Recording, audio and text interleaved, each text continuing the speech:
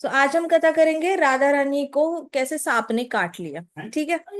एक दिन क्या होता है, जटिला अपनी बेटी को कहती है कि सुनो, मैंने देखा है कि राधा रानी का जो आसक्ति है ना, कृष्ण से बढ़ती जा रही है। हमारी बहू ना किसी और से प्रेम करने लगी है, ऐसे मुझे थोड़ा सा अंदाजा आ रहा है। दिन ब दिन मैं देखती हूँ कि उसकी आसक्ति कृष्ण से बढ़ती जा रही है।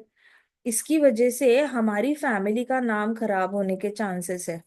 अपनी बहू को कंट्रोल में रखना हमारा ही फर्ज बनता है। अगर बहू गलत रास्ते पे जा रही है तो हमने ही उसको रोकना है। बहू बेटी की तरह ही तो होती है। ऐसे कहा जटिला ने कुटिला को। फिर क्या कहा जटिला ने, मुझे ऐसे लग रहा है, मैं एक प्लान बना रही हूँ कि राधा और कृष्ण को मिलने ही नहीं देंगे। ऐसा कुछ करेंगे जिससे कि वो दोनों एक दूसरे से मिल ना पाए। अगर और ज्यादा मिलते रहेंगे तो जल्दी ही हमारे परिवार का नाम जो है वो मिट्टी में मिल जाएगा। मैंने तो ये डिसाइड कर लिया है कि हमारी बहू को हम घर में ही रखेंगे, बाहर नहीं जाने देंगे। वो सूर्य पूजा के लिए जहाँ पे जंगल में जाती है, तो हम जंगल में भी उसको नहीं भेजेंगे। हम उसको यमुना पे भी या फिर पवन सरोवर पे भी नहीं भेजेंगे। वो स्नान करने के लिए जाती है, उसके लिए हम घर में ही एक अच्छा सा स्नान गृह तैयार करेंगे और सूर्य पूजा की सारा इंतजाम हम घर में ही कर लेंगे। उसको कृष्ण से दूर रखना बहुत ज्यादा जरूरी है। तो कुटिला ने कहा, लेकिन माँ, तुम अपनी बहू को बाहर जाने से रोक सकती हो, लेकिन जब वो जाएगी अपने मायके, वहां से तो यशोदा मैया जो है वो अपनी कुंदलता को, दूसरी बहू को भिजवा कर राधा को बुला लेती है अपने घर पे और उससे कुकिंग करवाती है कृष्ण के लिए। दुर्वासा मुनि का वर जो मिला है राधा को कि राधा के हाथ का लगा हुआ खाना अगर उसका बेटा खाता है तो उसकी आयु लंबी होती है और उस पे किसी भी बुरे इंसान का प्रभाव नहीं होता, उसकी शक्ति भी बढ़ती जाती है, लंबी आयु भी हो जाती है। इसकी वजह से यशोदा तो हमेशा बुलाएगी ही बुलाएगी उसको घर पे। तब आप क्या करोगे माँ? तो जटिला ने कहा, तुम एक काम करो, तुम जाके यशोदा को बता दो कि हमारी राधा आज से नहीं आएगी आपके घर पे कृष्ण के लिए खाना पकाने के लिए। उसको बोलो, अगर कृष्णा राधा के हाथ का खाना चाहता है तो वो खाना हमारे घर पे ही बनेगा और फिर धनिष्ठा जो है वो खाना कृष्णा के लिए लेकर जाएगी और फिर कृष्णा को खाने दो राधा रानी के हाथ का खाना।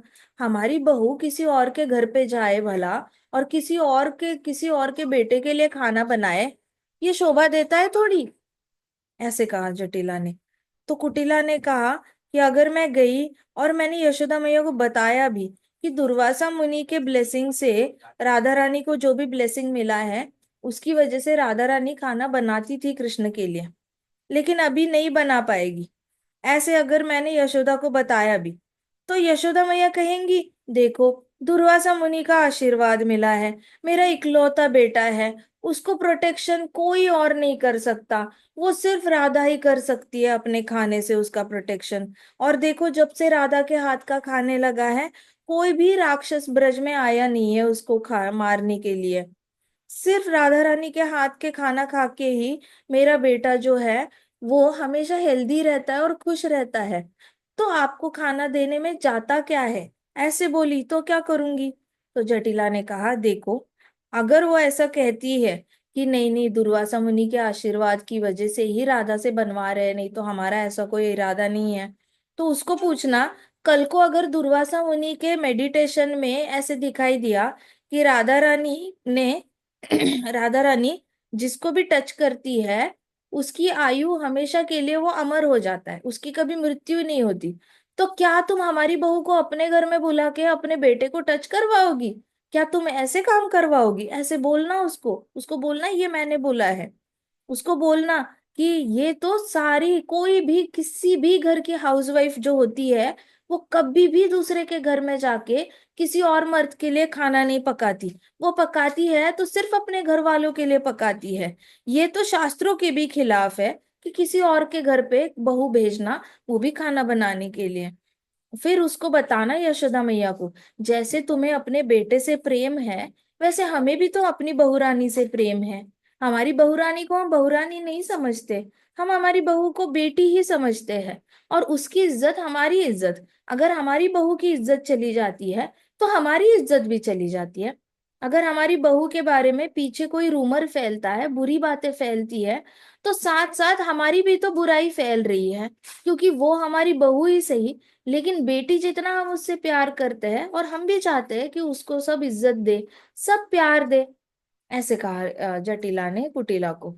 तो कुटिला को कहा कि तुम ये सारी चीजें जाके तुम यशोदा को बताना, अगर यशोदा ने थोड़ा सा भी मना किया तुम्हारी बात सुनने से। फिर राधा ने फिर उसके बाद जटिला ने कहा, बहुत ज्यादा जिद की तो बोलना तुम धनिष्ठा को हमारे घर पे भेजा करो, राधा रानी मोदक बनाएगी, राधा रानी चावल के केक्स बनाएगी, मोदक बनाएगी, और धनिष्ठा के हाथों तुम्हारे घर पे भिजवाएगी, तुम्हारे बेटे को खूब खिलाना उसके हाथ का। और यशोदा अगर फिर भी नहीं मानी, फिर भी बड़ी गुस्सा हो गई, तो फिर हम ये राज्य, यशोदा का राज्य छोड़कर हम चले जाएंगे। हमें अपनी बहू प्यारी है, उसकी इज्जत प्यारी है, और हमारे परिवार की इज्जत प्यारी है। हम ये देख नहीं सकते कि हमारी बहू पे कोई लांछन लगे और उसकी वजह से हमारे परिवार पे भी लांछन लगे। तो हमारी बहू को तो हम नहीं भेजेंगे। बहुत गुस्सा हुई तो हम ये राज्य छोड़ के ही चले जाएंगे। हम किसी और राज्य में हम शरणागति लेंगे और वहां पे हम रह लेंगे। हमें नहीं रहना यशोदा के राज्य में। ऐसे कहा जटिला ने। तो जटिला देखो बहुत बूढ़ी थी, और जटिला को बहुत प्रेम था राधा रानी से। काफी बार कथाओं में ऐसे लगता है जैसे Jatila is a rival, Jatila typical सास है, वो तंग करना चाहती है, राधा रानी को बड़ा तंग किया था, ऐसे किया था, वैसा किया था। लेकिन बिहाइंड एवरीथिंग ना प्यार ही होता है। तो ये समझना बहुत जरूरी है, जब बड़े लोग आपके ऊपर रूल्स लगाते हैं कि ऐसे नहीं करना है, बहू ने अकेले अकेले बाहर नहीं घूमना है, घूमते हो तो किसी के साथ घूमो, हस्बैंड के साथ घूमो, मदर इन लॉ के साथ घूमो, या फिर कोई गर्ल फ्रेंड है, आपकी फ्रेंड है जो गर्ल है, उसके साथ घूमो, लेकिन ऐसे अकेले अकेले नहीं घूमना। बीच में ये रास्ते में खड़े होके किसी से लंबी लंबी बातें नहीं करना। नई नई बहुओं को ऐसे सारे रूल्स बताए जाते हैं कि बीच में ही खड़े होके लंबे लंबे समय तक बात नहीं करना, अपने देवर से भी ज्यादा बात नहीं करना, अपने जेठ से भी ज्यादा बात नहीं करना, घर में ज्यादा मर्द है जितने भी, आप नई बहू हो, किसी भी मर्द से ज्यादा बातें नहीं करना, बहुत ज्यादा ओवर फ्रैंक नहीं होना है। तो ऐसे नॉर्मली जो घर की सास होती है, वो बहू को जब ऐसे बताती है तो किसी किसी को लगता है, अरे ये देखो इतना मॉडर्न जमाना हो गया, ये लोग पुरानी बातें लेकर बैठे हैं, मेरी सास को तो समझ ही नहीं आता क्या बोलना चाहिए क्या नहीं। लेकिन तब सास ना सास बनकर नहीं सोच रही होती है, वो ऐसे नहीं सोच रही होती है, वो सोचती है कि ये लड़की हमारे घर में नहीं है, ये इसको अगर हमें हमारे घर में बेटी का स्थान प्राप्त करना होगा तो हमारे परिवार के साथ मिलजुल कर रहना होगा, जो हमारे परिवार को सही लगता है वो उसको सही फील करना होगा, और जो हमें गलत लगता है उसने मानना होगा कि ये गलत है। तब जाके वो हमारे परिवार का हिस्सा बनेगी। उसका सही हमारा गलत और हमारा सही उसका गलत, अगर ऐसे हुआ तो ये हमारे घर की कभी बेटी नहीं बन पाएगी। फिर उसकी इज्जत भी हमारी जिम्मेदारी है। कल को अगर बहू बाहर चली जाती है, चार लोग उसको कुछ बुरा भला बोलते हैं, गलत हाथ डाल देते हैं, तो सब लोग आसपास के यही बोलेंगे, देखो देखो इनकी बहू की इज्जत चली गई। कोई ये नहीं बोलेगा देखो देखो इनकी बेटी की इज्जत चली गई, क्योंकि बेटी तो ब्याह चली गई है। अब बेटी की आइडेंटिटी चेंज हो गई है, बहू बन गई है। तो बहू को प्रोटेक्शन की जिम्मेदारी भी सास की हो जाती है, और उसके मॉरल प्रोटेक्शन की, एथिकल प्रोटेक्शन की, फिजिकल प्रोटेक्शन, सारी जिम्मेदारी ससुराल वालों की हो जाती है। तो हमेशा नेगेटिवली नहीं लेना चाहिए। सास अगर कोई रूल डालती है आप पर, हो सकता है मायके में कोई रूल नहीं होता, लड़कियों को जीने दिया जाता है, सबको पता होता है लड़की की शादी हो जाएगी तो वो 25 की 70 कब हो जाएगी, काम करते करते, घर के काम करते करते, बच्चों को संवारते, पति की सेवा, घर की सेवा, सब करते करते वो 25 की 70 कब हो जाती है, मर कब किसको पता ही नहीं चलता, इतनी जल्दी टाइम निकल जाता है उसका।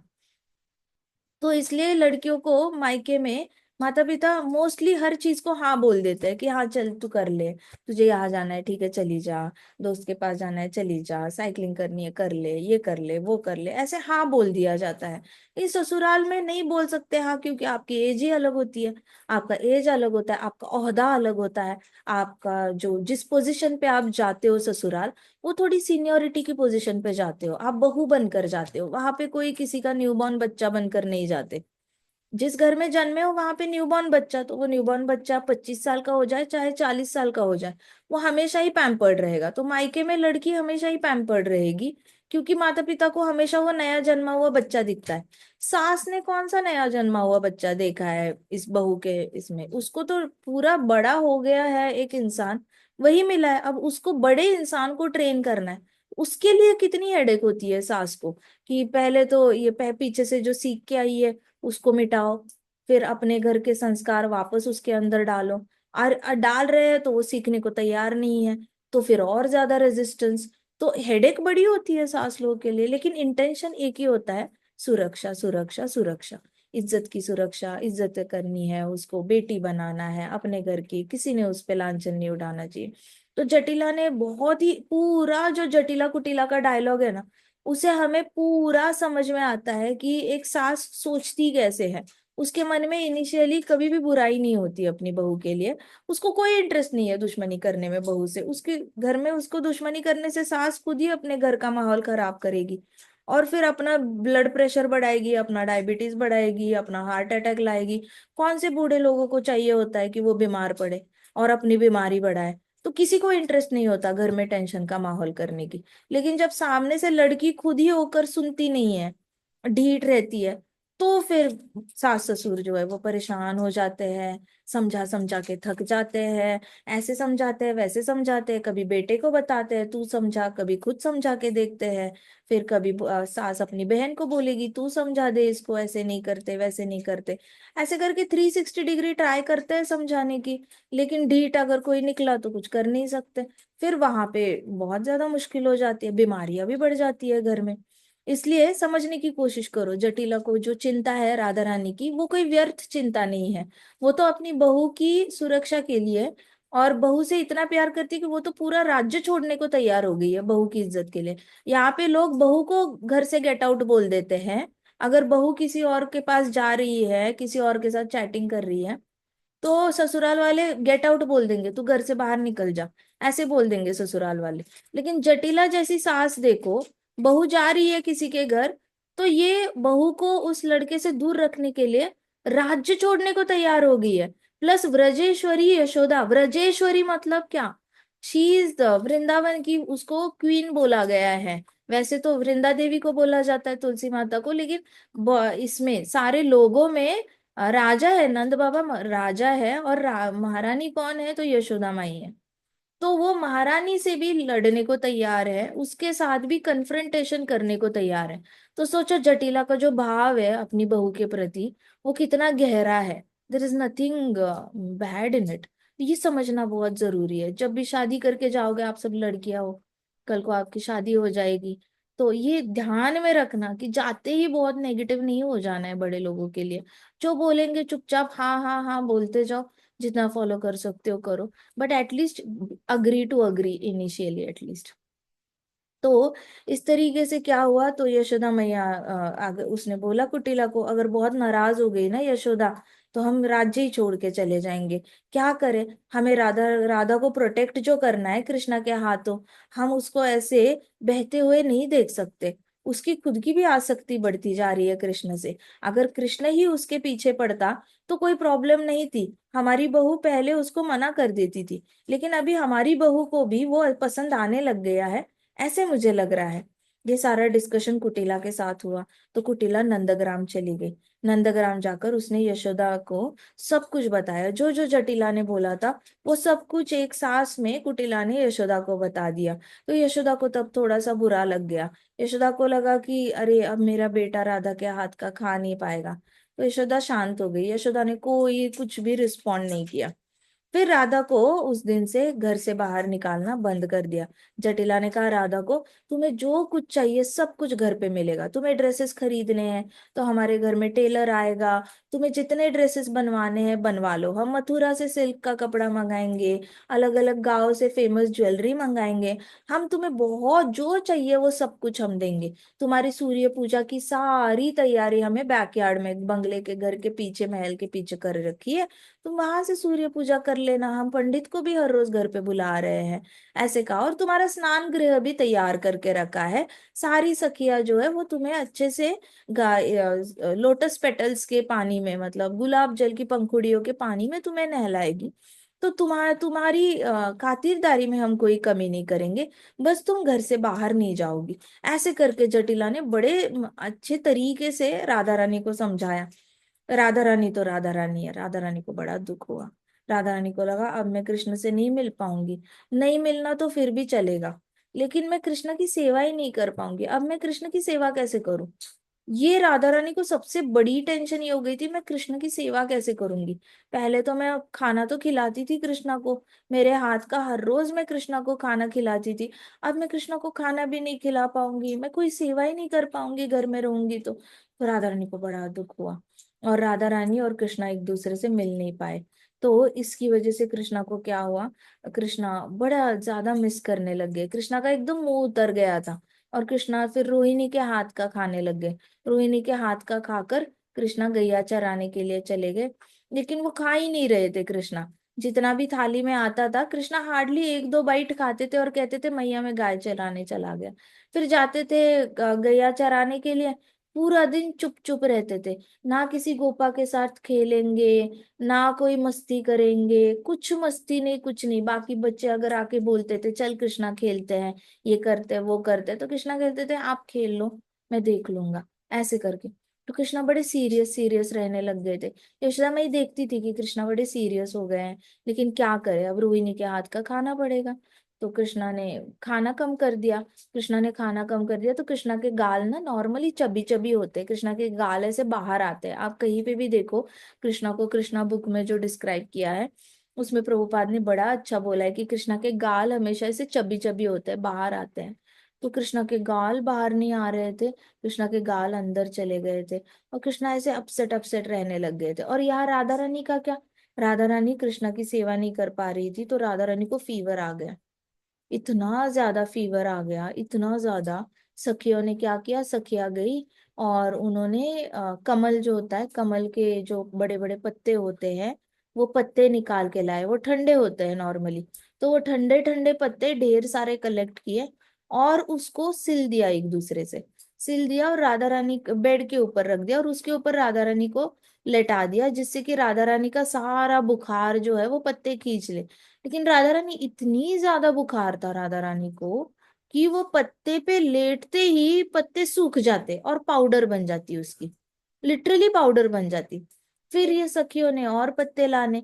फिर कुछ सखियां आई, उन्होंने जो ओढ़नी होती है कॉटन की, वो ओढ़नी को ठंडे ठंडे पानी में डाला और राधा रानी को पूरी तरह वो गीली ओढ़नी से ढक दिया। जैसे ही गीली ओढ़नी से ढक दिया तो ओढ़नी 2 सेकंड में ठंडी पड़ जाए, मतलब सूख जाए, कड़क कड़क हो जाए। इतना ज्यादा बुखार, राधा रानी का बुखार ना उतरे। फिर एक सखी आई, उसने पग बनाई, पगड़ी बनाई, गीले गीले इसकी गीला कर दिया और पग बना के राधा रानी के पूरे हेड को ऐसे बांध दिया। बांध दिया तो इतनी थिक पग थी, इतनी ज्यादा थिक पग थी, वो थिक पग भी जल्दी से सूख गई। तो सखियों को समझ में ना आए क्या करे क्या करे, क्या ऐसे करे। ऐसे करके उनको कुछ समझ में नहीं आ रहा था। फिर कुछ सखियों ने क्या किया, चंदन का ये किया, चंदन की पाउडर में पानी डाल दिया तो चंदन की पेस्ट बनाई।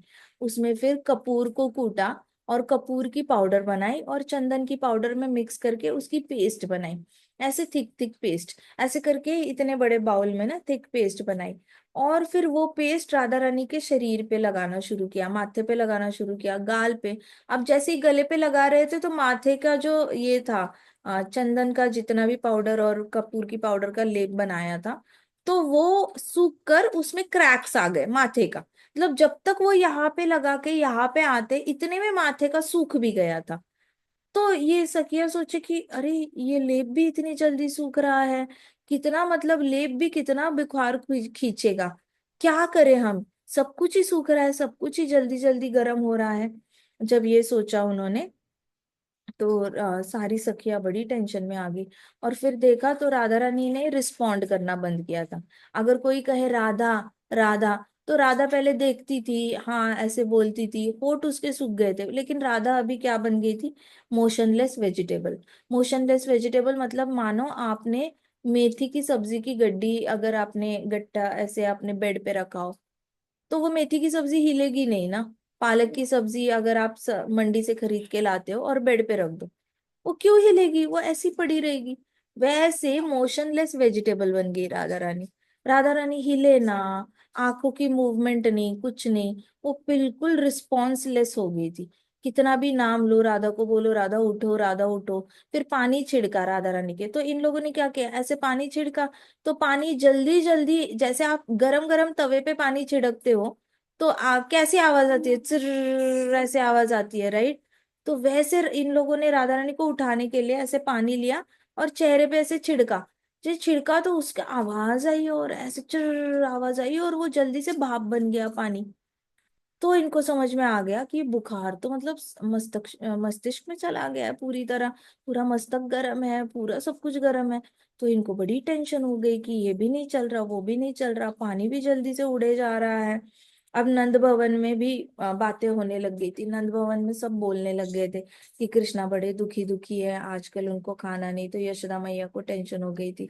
तो फिर यशोदा मैया ने क्या किया, धनिष्ठा को बोला, धनिष्ठा तू यावत चली जा और कृष्णा के लिए राधा रानी के हाथों से बना हुआ किचन में कुछ ना कुछ बना होगा, लेकिन राधा रानी के हाथों से बने हुए मोदक अगर होंगे, राइस के केक्स होंगे, कुछ तो ला।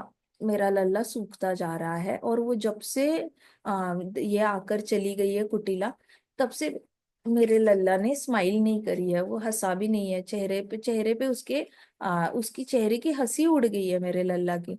तो प्लीज यावत चली जा, ऐसे कहा यशोदा मैया ने धनिष्ठा को। अब धनिष्ठा आई राधा रानी के पास। जैसी ही आई तो उसने देखा राधा रानी तो बड़ी ऐसे लेटी हुई है बेड पे, हिल भी नहीं रही है। राधा राधा, धनिष्ठा ने जाके बोला राधा को, राधा उठो राधा उठो। राधा रानी का कोई रिस्पॉन्स नहीं। धनिष्ठा ललिता की ओर मुड़ी और कहा कि क्योंकि राधिका ने खाना नहीं बनाया कृष्ण के लिए, तो कृष्णा जो है रोहिणी देवी के हाथ का खाना खा के जाते हैं, ज्यादा नहीं खा पाते, फुल्ली सेटिस्फाई नहीं होते, उनका पेट तो भरता भी नहीं है। और उनका पेट अंदर अंदर जाता जा रहा है, गाल भी अंदर चले गए हैं। तो यशोदा ने मुझे भेजा है यहाँ पर थोड़े से स्वीट्स और केक्स लाने के लिए। तो राधा रानी के हाथ का कुछ बना होगा तो तुम दे दोगी क्या, ऐसे बोला उन्होंने। तो ललिता ने कहा लेकिन ये तो बहुत बीमार चल रही है, वो कैसे खाना बनाएगी, वो बहुत ज्यादा बुखार है, वो उठ भी नहीं पा रही है, वो हम राधा राधा बोल रहे हैं तो वो रिस्पॉन्ड भी नहीं कर रही है, ऐसे कहा। तो धनिष्ठा ने कहा लेकिन क्या करे, वहां पे कृष्ण की भी तो हालत बड़ी खराब है। यहाँ पे जैसे ये बीमार पड़ी है, ऐसा ना हो जाए कि कृष्ण वहां पे राधा रानी की तरह ही बीमार पड़ जाए। ऐसे करके ये दोनों आपस में बात कर रहे थे। फिर वापस धनिष्ठा ने कहा लेकिन राधा भी क्या करे, राधा रानी की तो कंडीशन बहुत ही ज्यादा दयामय हो गई है, वो कैसे खाना बना पाएगी। ऐसे करके वो टेंशन में दोनों बातें कर रही थी। फिर धनिष्ठा गई राधा रानी के पास और कान में बोला, राधे ओ राधे, देखो कृष्ण तुम्हारे सामने खड़े हैं। सिर्फ इतना बोला, राधे ओ राधे, देखो कृष्ण तुम्हारे सामने खड़े हैं। इतने में राधा रानी ने जैसे ही कृष्ण ऐसे कानों में सुना कि कृष्ण सामने खड़े, तो राधा रानी ने आंखें खोली कृष्णा को ढूंढने के लिए। अब जैसे कृष्णा कृष्ण को ढूंढ रही थी, ऐसे ऐसे ऐसे आंखें पूरी तरह, जैसे टिपिकल राधा हमेशा ही ऐसे ऐसे ऐसे देखती है। तो राधा रानी ऐसे ऐसे ऐसे देखने लगी, कहाँ है कृष्ण कहाँ है, ऐसे करके कहाँ है कृष्ण कहाँ है। इतने में जैसी ही आंखें खोली तो धनिष्ठा ने कहा, श्री राधे, आज तुमने खाना बनाने के लिए तुम गई नहीं, तो कृष्ण जो है वो रोहिणी के हाथ का खा के चले गए, लेकिन वो बिल्कुल खुश नहीं है। जब से तुम्हारे हाथ का खाना नहीं खा रहे, उनके चेहरे पे कोई भी स्माइल नहीं है। व्रजेश्वरी ने मुझे तुम्हारे पास भेजा है तुम्हारे हाथ के थोड़ी मिठाई या केक्स लाने के लिए। लेकिन ललिता ने कहा कि 3 दिन से तुम बीमार चल रही हो और तुम्हारे हाथ का बनाया हुआ कुछ भी फ्रेश है नहीं घर पे। अब तुम ही बताओ मैं क्या लेके जाऊं। वहां पे कृष्णा की हालत बड़ी खराब है। वो फॉरेस्ट में तो जाते हैं, दिन भर इतना चलते हैं, लेकिन वापस आने के बाद भी खाना नहीं खाते, दिन भर भूखे रहते हैं। घर से जाते वक्त भी बहुत थोड़ा सा खाते हैं। और तो और सुबला ने मुझे बताया कि जो भी हम खाना उनको पैक करके देते हैं, वो वहां पे जाके भी गायों को ही खिला देते हैं, लेकिन खुद नहीं खाते। मुझे कुछ समझ में नहीं आ रहा राधे, ऐसे बोला। तो राधा रानी ने जैसे ही धनिष्ठा से ये बात सुनी, तो राधा रानी का बुखार चला गया। राधा रानी का बुखार क्यों चला गया? क्योंकि राधा रानी को सेवा का मौका मिल गया। राधा रानी बीमार ही इसलिए पड़ी थी क्योंकि सेवा नहीं कर पा रही है कृष्णा की। तो राधा रानी को जैसे ही पता चला कृष्ण के लिए खाना बनाना है, राधा रानी को बुखार ही चला गया। राधा रानी ने जल्दी जल्दी जल्दी अपने बाल ऐसे आगे किए और बालों की चोटी जल्दी जल्दी बांध दी। जैसे ही बांध दी, फिर राधा रानी ने हाथ मुंह पैर सब अच्छे से धो लिए अच्छे से।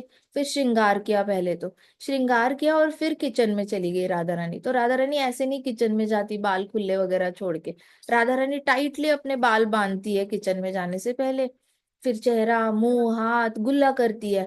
तो प्रभुपाद ने हमें बहुत अच्छे मैनर्स सिखाए हैं, वैष्णव हमारा जो, अगर आप बुक्स पढ़ोगे वैष्णव का सारा या एटिकेट्स का, तो उसमें बताया है कि खाना बनाने से पहले गुल्ला करना चाहिए, हाथ धोना चाहिए, पाँव धोना चाहिए, आंखों में भी पानी छिड़कना चाहिए। और आपको कुछ भी जूठन नहीं होनी चाहिए, ना हाथ को जूठन होनी चाहिए, कुछ नहीं। आप खुद स्वयं बड़े क्लीन होने चाहिए। 2 बार जो भी कृष्ण के लिए भोग बनाता है, उसने 2 बार स्नान तो करना बनता ही है। आइडियली तो 3 बार करना चाहिए ब्राह्मण दीक्षा वालों ने, लेकिन मिनिमम 2 बार तो, 2 बार खाना बनाते हो तो 2 बार तो आपको ये कर लेना चाहिए, स्नान कर लेना चाहिए, फिर किचन में पाँव रखना चाहिए। अब इसी बात पे कई कई घरों में ऐसे रूल्स होते हैं कि सुबह सुबह आप किचन में बिना नहाए एंटर नहीं कर सकते, ऐसे रूल्स होते हैं। तो किसी किसी के घर पे नहीं होते, लेकिन कभी विवाह हो जाता है। आप सब छोटे लड़कियां हो इसलिए मैं बता रही हूँ। शादी के बाद लड़की बहू बन के जाती है, तो सास कहती है तुम नहाई नहीं हो तो किचन में मत आना। तो इसको बुरा लग जाता है कि मैं नहाई नहीं हूं तो क्या हुआ, मैं थोड़ी गंदी हूँ, मैं थोड़ी मिट्टी को हाथ लगा के आई हूँ। तो सास जब कहती है ना कि तुमने स्नान नहीं किया है किचन में मत आना, तो वो वैदिक परंपरा को फॉलो कर रही है। रिस्पेक्ट करना सीखो। अननेसेसरी आर्ग्यूमेंट करके फायदा नहीं होता। वैसे भी अगर आप 5 स्टार होटल में शेफ होते, तो आपको बिना नहाए कोई 5 स्टार होटल के किचन में भी जाने नहीं देता। वहां पे तो आपको स्नान करके अच्छे से शेफ की हैट पहन के, वाइट कपड़े पहन के किचन में जाके कुकिंग करनी पड़ती है, और बकायदा प्रॉपर वाइट ही क्लॉथ्स पहनने पड़ते हैं। और फिर आपको स्कैन किया जाता है कि आपके कपड़े गंदे तो नहीं हुए। उसके हिसाब से टेस्ट होती है कि आप खाना कितना हाइजीनिकली बना रहे हो।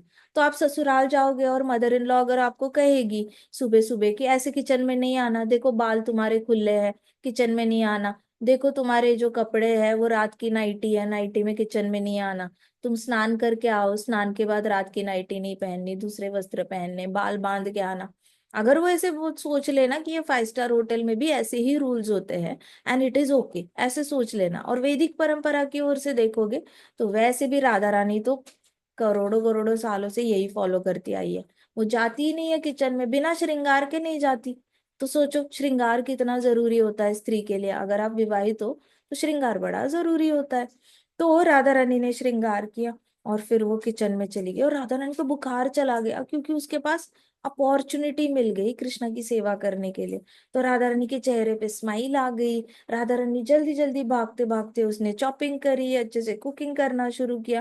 कृष्ण से दूर रहकर राधा रानी ने इतना ज्यादा मिस किया था कृष्णा को, कृष्णा की सेवा इतनी ज्यादा मिस करी थी। लेकिन अभी राधा रानी क्या करूं, मैं ये डिश बनाऊं या मैं वो डिश बनाऊं, मैं ऐसे करूं या वैसे करूं, ऐसे करके राधा रानी पूरे किचन, मतलब रसोई घर जो होता है उस वक्त ऐसे ओपन होता था, ऐसे कोई हमारे जैसे शेडेड नहीं होता था।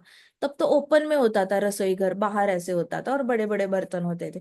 तो राधा रानी ऐसे यहाँ से वहां ऐसे लग रहा था जैसे तितली उड़ रही है, एक पतीले के यहाँ से दूसरे पतीले पर, दूसरे पतीले के यहाँ से डब्बे से यहाँ पे, ऐसा लग रहा था जैसे तितली उड़ रही है। तो विश्वनाथ चक्रवर्ती ठाकुर कहते कि राधा रानी ने येलो कलर का ड्रेस पहना था, येलो कलर के ऊपर सिल्वर कलर के ताले तारे थे। तो ऐसा लग रहा था जैसे तितली उड़ रही है, left to right, right to left. तो राधा रानी इतनी कूद कूद के खाना बना रही थी कृष्णा के लिए, और धनिष्ठा भी देके जा रही थी। फिर राधा रानी ने बहुत अच्छे से खाना जो है वो पैक किया। धनिष्ठा ने कहा ओ राधे, जय तुमने तो देखा ही नहीं कि कृष्णा कितने ज्यादा तड़पते हैं तुम्हारे बिना।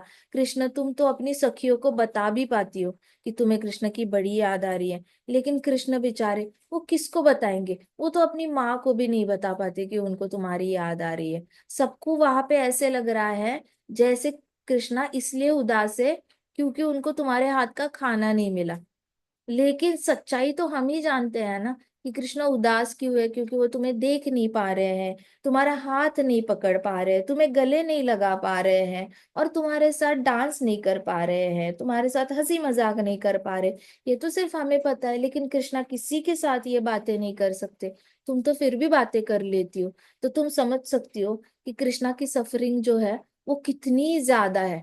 जैसे ही राधा रानी ने सुना, राधा रानी की आंखों से आंसू गिर पड़े। राधा रानी के हाथ में ऐसा डब्बा था, पूरा मतलब ऐसे भर के उसने दिया था ऐसे, और वो दे रही थी, और राधा रानी की आंखों से आंसू निकल पड़े कि कृष्णा के पास कोई नहीं है दुख बांटने के लिए। मेरे पास तो फिर भी सारी सखियां है मेरे साथ, लेकिन कृष्णा किसके साथ दुख बांटेंगे।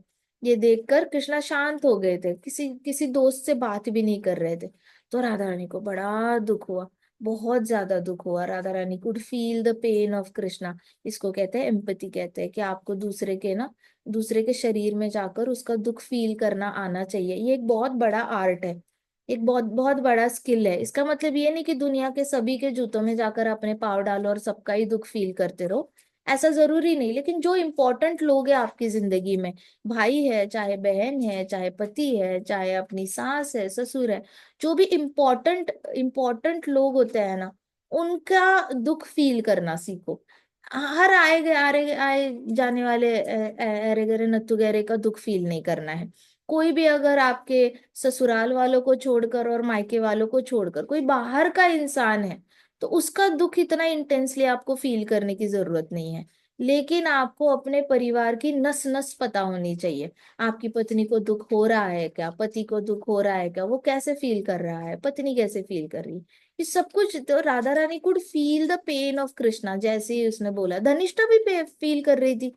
क्या राधा रानी थोड़ी से, धनिष्ठा ने बताया राधा रानी को, तो सोचो धनिष्ठा भी कृष्ण का दुख जो है वो समझ पा रही थी। तो हम लोग भी तो डिवोटीज है ना, हमें भी कृष्ण का दुख समझ में आना चाहिए। हमने कभी कृष्णा को दुख होगा ऐसे कभी काम नहीं करने हैं, कभी कभी भी ऐसा काम मत करो। अपनी सहनशीलता 100 टाइम्स बढ़ाओ, लेकिन ऐसे काम मत करो जिससे कि कृष्णा का शर्मिंदगी से सर झुके, और कृष्णा बता ना पाए गोलोक में कि देखो देखो मेरा भक्त है, वो देखो मेरा भक्त है। कृष्णा की ना, कभी Krishna Krishna should always walk with his chin up high. Krishna का जो स्वाभिमान है ना, वो कभी नीचे नहीं होना चाहिए। भक्त ने कभी ऐसे काम नहीं करने चाहिए। जब कोई देख नहीं रहा, घर में भी ऐसे काम मत करो, बाहर भी ऐसे काम मत करो जिससे कि कृष्णा को आपको देखकर शर्मिंदगी आए कि ये मेरा भक्त कहलाता है और ये क्या काम कर रहा है। ऐसे वाला कृष्णा को कभी फील नहीं होना चाहिए। तो फील करो कृष्णा को क्या फील होगा। आप थोड़ा थोड़ा अपनी परिवार पे प्रैक्टिस करोगे, तो कृष्णा भी कैसे फील कर रहे हैं वो आप समझ पाओगे। किसी किसी को जेन्युइनली जन्म से ही समझ में नहीं आता कि दूसरे का पेन क्या होता है, वो फील नहीं कर पाते दूसरे का, दूसरे की भावनाएं।